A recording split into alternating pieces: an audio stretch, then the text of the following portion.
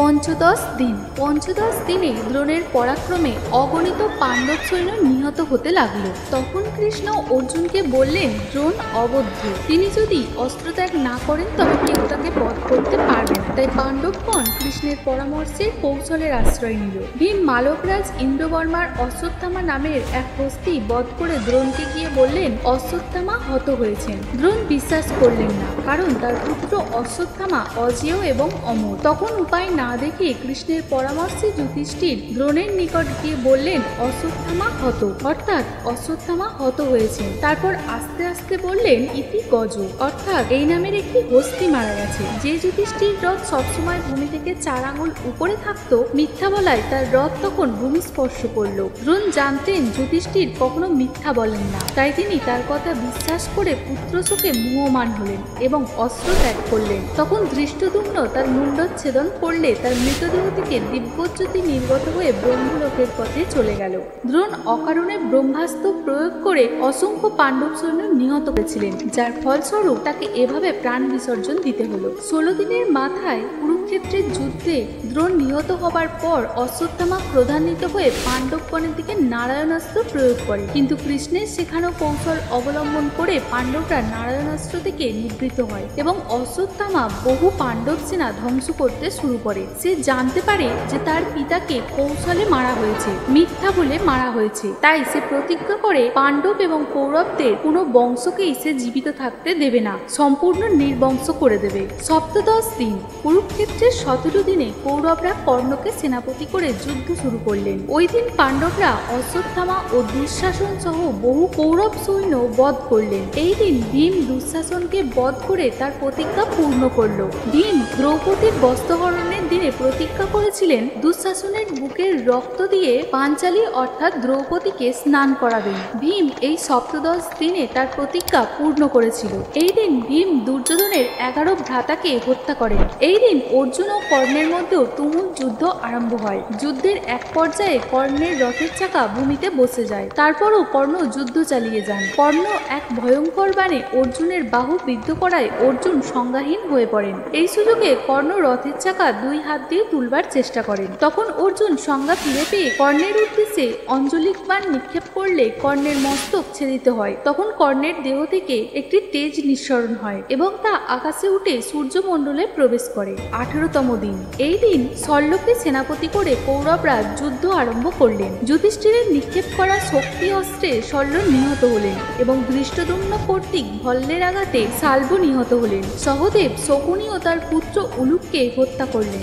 এই দিনের যুদ্ধে কৌরব পক্ষের 11 অক্ষৌসিনী সেনার সব বিনাশ হলো। পাণ্ডবদের পক্ষে 2000 রথ, 700 হস্তি, 5000 অশ্ব ও 10,000 পদাতিক অবশিষ্ট ছিল। কৌরবদের পক্ষে কেবল কৃপাচার্য, অশ্বত্থামা, কৃতবর্মা ও দুর্যোধন জীবিত ছিল। দুর্যোধন প্রাণ বাঁচানোর জন্য দৈপায়ন হ্রদে লুকালেন। পাণ্ডবগণ কতিপয় ব্যাধির নিকট দুর্যোধনের সংবাদ পেয়ে দৈপায়ন হ্রদে গেলেন। যুধিষ্ঠির তাকে যুদ্ধে আহ্বান জানালেন। দুর্যোধনকে অসহায় ও নিরস্ত অবস্থায় দেখে যুধিষ্ঠির দয়াপরবশ হয়ে তাকে একটা সুযোগ দিলেন যে তিনি যদি পাণ্ডবদের যে কোনো একজনকে পরাজিত করতে পারেন তবে রাজ্য তারই থাকবে। দুর্যোধন তখন ভীমকে যুদ্ধে আহ্বান জানালো। তারপর শুরু হলো ভীম ও দুর্যোধনের মধ্যে তুমুল যুদ্ধ।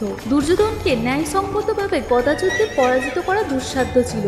অবশেষে শ্রীকৃষ্ণ ও অর্জুনের ইশারায় ভীম দুর্যোধনকে উরুতে আঘাত করে ভূপাতিত করেন। অশ্বত্থামা দুর্যোধনকে দেখতে এসে তার সামনে শপথ করলেন যে তিনি পাণ্ডবদের বিনাশ করবেন। এদিকে শ্রীকৃষ্ণ ধৃতরাষ্ট্র ও গান্ধারীকে নানা উপদেশ দিয়ে তাদের পুত্রশোক লাঘব করলেন। এই দিন রাত্রে সবকিছু নিস্তব্ধ। পাণ্ডবরা সবাই ভেবেছিল তারা বিজয়ী হয়েছে, কিন্তু তাদের জন্য আরো ঘোর অন্ধকার অপেক্ষা করছিল। পাণ্ডব শিবিরে যখন সমস্ত সৈন্য রথী মহারথীরা ঘুমাচ্ছিলেন তখন অশ্বত্থামা প্রথমে ঘুমন্ত ধৃষ্টদ্যুম্নকে পদদলিত করে হত্যা করেন। পরে মহাদেব প্রদত্ত খড়গ দিয়ে উত্তমৌজা, যুধামন্য, শিখণ্ডী, দ্রৌপদীর পুত্রগণ সহ পাণ্ডব শিবিরের সকল সৈন্য, হস্ত ও অশ্ব বধ করলেন। অথচ সবাই দেখলেন যে কালরাত্রিরূপা কালী সকলকে বধ করছেন। পাণ্ডব পক্ষে শুধু পঞ্চ পাণ্ডব, কৃষ্ণ ও সার্থকী বেঁচে রইলেন। এই হত্যাকাণ্ডের খবর অশ্বত্থামা দুর্যোধনকে দিলে আহত দুর্যোধন শোকে কাতর হয়ে পড়লেন, কারণ দ্রৌপদীর 5 সন্তানই ছিল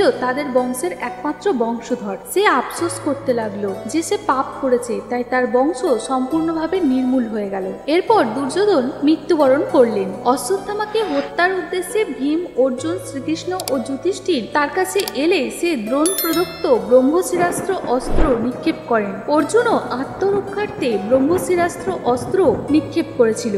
এই অস্ত্র এতটাই ভয়ানক যা পৃথিবীকে দগ্ধ করে ফেলতে পারে। তখন শ্রীকৃষ্ণের নির্দেশে অর্জুন ব্রহ্মশিরাস্ত্র অস্ত্র প্রত্যাহার করলেও অশ্বত্থামা তা প্রত্যাহার করতে ব্যর্থ হয়, কারণ সে এই অস্ত্র প্রত্যাহার করার শিক্ষা পায়নি। এই অবস্থায় শ্রীকৃষ্ণ তাকে এই অস্ত্রের অভিমুখ পরিবর্তন করতে বলেন, কিন্তু অশ্বত্থামা এতটাই ক্রূর হয়ে গিয়েছিল যে সে প্রতিজ্ঞা করেছিল পাণ্ডবদের বংশকে সম্পূর্ণ নির্বংশ করে দেবে। তাই সে গর্ভজাত উত্তরার সন্তানের উপরেই এই ব্রহ্মশিরাস্ত্র প্রয়োগ করে। তাই দেখে শ্রীকৃষ্ণ সুদর্শন চক্র দ্বারা উত্তরার গর্ভজাত সন্তানকে রক্ষা করেছিলেন এবং অশ্বত্থামাকে অভিশাপ দিয়েছিলেন যে কলিযুগের শেষ সময় পর্যন্ত অশ্বত্থামা জীবিত থাকবে এবং তার মাথার মণি ছিনিয়ে নেওয়া হবে। সেই মণি থেকে যে ক্ষত সৃষ্টি হবে, সেই ক্ষত নিয়েই সে গোটা পৃথিবীতে সম্পূর্ণ কলিযুগ যন্ত্রণাময় একটি জীবন নিয়ে বেঁচে থাকবে। তারপর অশ্বত্থামা কৃষ্ণের নির্দেশে তার মস্তকের মহামূল্যবান মণি পাণ্ডবদের দিয়ে প্রাণ রক্ষা করল এবং ব্রহ্মশিরাস্ত্রের অস্ত্র